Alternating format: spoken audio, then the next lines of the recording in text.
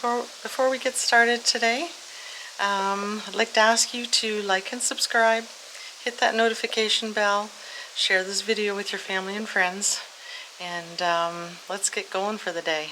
Get some work done. My little dog's sniffing in the compost. I get distracted when she's up to no good. But let's get some work done today. It's a beautiful day. Before I forget to mention, guys, I'm sure a lot of people are going to be asking what book I'm using, and I love this book because it's one of the few canning books that I have that actually has pie fillings in it. And I was thinking, yeah, I would have liked to make cherry pie filling too, but these were sweet cherries instead of sour cherries. So anyway, this is the book I'm using, and I saw on one of the threads a couple of people had picked one up at a thrift store for $2, and it's an awesome book, especially if you're a beginner, because it has a lot of stuff, you know, about acidity and times and all that kind of stuff.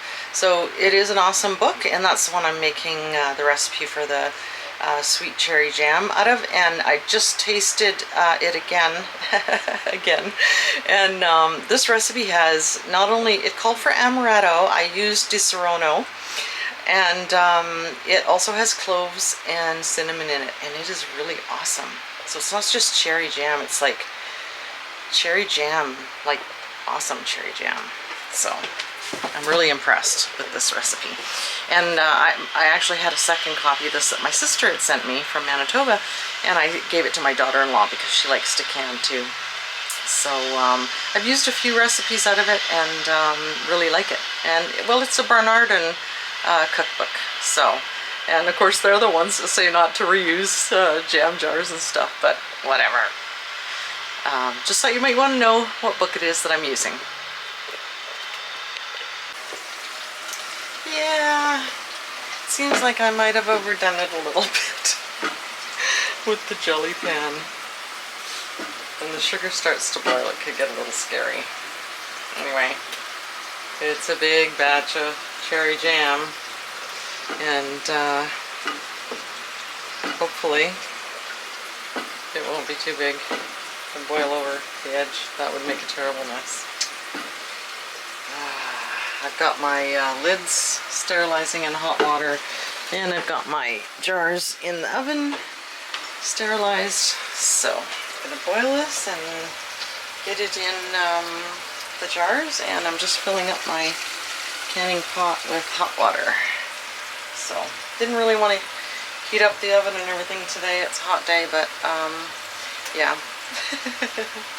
I wasn't really planning on making cherry jam either, so anyway, I'm excited. I'm looking forward to it. Oh, the other thing I should mention is I didn't read the recipe properly, of course.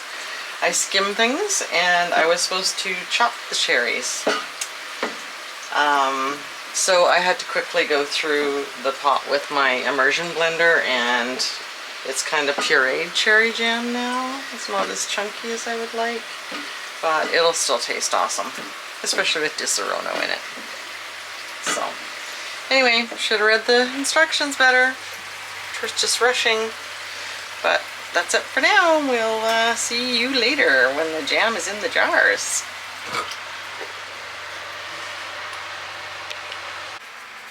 Well, this is what I was afraid of.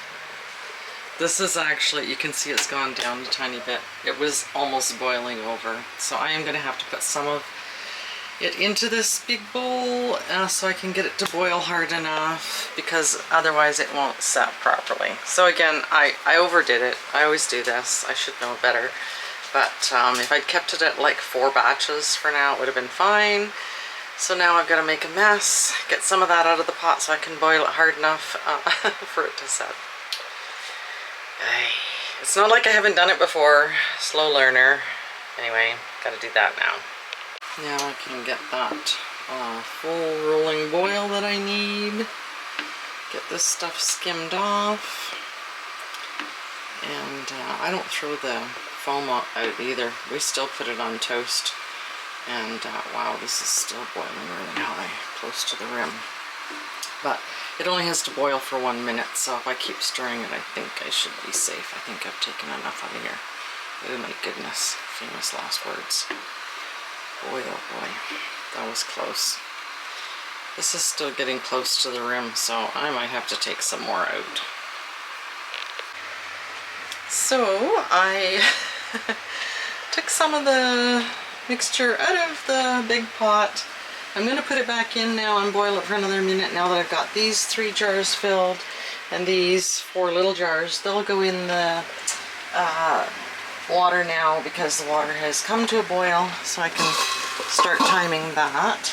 So I'm just going to put them in the water and then put that jam mixture back in the jelly pan and boil it for another minute just to make sure that it's going to set properly. There was a thread on Facebook on one of the preserving pages about using jam jars and stuff. People were complaining that they give people jam or jelly and don't get the jars back. And I find that really annoying too, especially these days. It's so expensive, and you know, you're just constantly buying jars to replace the ones that you give to people.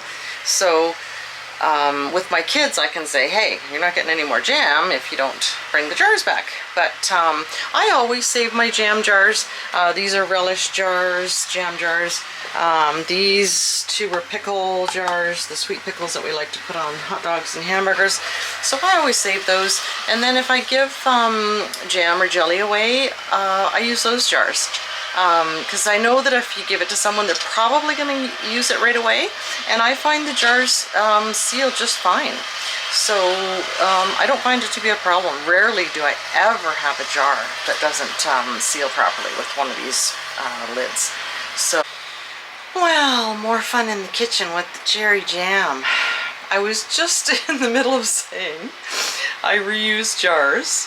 I have never had one fail in 40 years. And I looked in the canner and one of the lids was off, one of the jars. So, a bunch of the jam leaked out, of course. Now the other 6 sealed up just fine. And they've already popped, some of them, 4 of them. So 2 are still, the 2 bigger ones are still waiting to pop. The pickle jar failed. I don't know if they were really hot when I was trying to tighten the lids. So I may have just, you know, I flinch when they're too hot. I try and do it really quickly, and then maybe I didn't tighten it quite enough.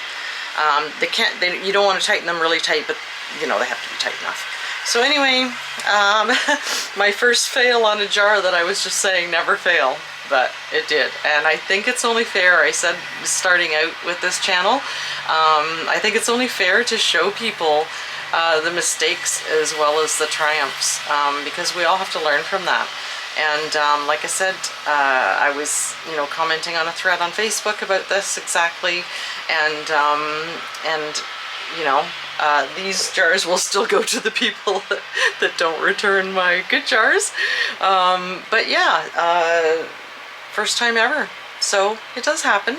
Again, I think it was probably just because they were hot and I was didn't tighten them enough. So the thing too is I did have to dump my water canner, the water out, because of course it was full of jam. Put clean water in, and I'm heating that up. I'm actually doing it on the front burner now because that's the strongest burner on this stove. Oddly enough, on mine, it's the same kind of range, same size and everything, but mine has the hottest burner on the back and the simmer on the front, which I'm happy about. But so I switched the jam back here because I turned it off. I put that bowl back in here, boiled it again. Still looks like an awful lot of jam. My goodness, I hope I did enough jars. I usually do extra jars just in case, but I always end up, it always seems to never do enough jars, and as many jars as the recipe says. I think probably because these 2 bowls right here are right full of the foam, and I did taste it, so I'm pretty darn sure it's going to taste awesome on vanilla ice cream. But anyway, I am heating up clean water for the next batch, and I put the jars back in the oven to keep them warm, so you're not adding the hot jam into cold jars. So, and I took the lids out to get that pot out of the way. So those are sterilized, and I'm ready to do the next batch. But yeah, my memory card was full right at the second that I was talking about it, and so I thought, well, I had to go get another memory card, delete the files off the old one, blah blah blah. Anyway, so I dumped the water, got the jar out of there, got these ones out because the timer was going off, and clean water in the pot to start again. I'll be glad when this jam's done now. I walked outside to go to my bedroom to get another memory card, or one of the old memory cards that was full. And it's so beautiful out. It's hot and sunny, but that's why Chris is cutting grass. But there's just such a beautiful breeze, and it's awesome outside. And I've got like 3 burners on in the kitchen and the oven, which I didn't really plan on doing on a hot day. But I'm happy. The color of this jam is absolutely amazing. I mean, it's like the color of pickled beets. It's really dark. And like I said, I wish it was chunky jam, but that's another mistake I made this time. I won't do that again. So, but it was a lot quicker and less messy than chopping all those cherries. I thought about doing them with the potato masher, but then they would all be, the chunks would all be stuck together. Anyway, it's going to taste awesome, and it's a beautiful color, and it'll be a nice gift for some of my friends. So, anyway, we'll get on with this next batch in the canner, and hopefully get this done soon. Well, the cherry jam is done. I didn't get as many jars as I thought I would. Like I said, that usually happens, and I think it's probably, like I got a partial jar here, we'll use that right away.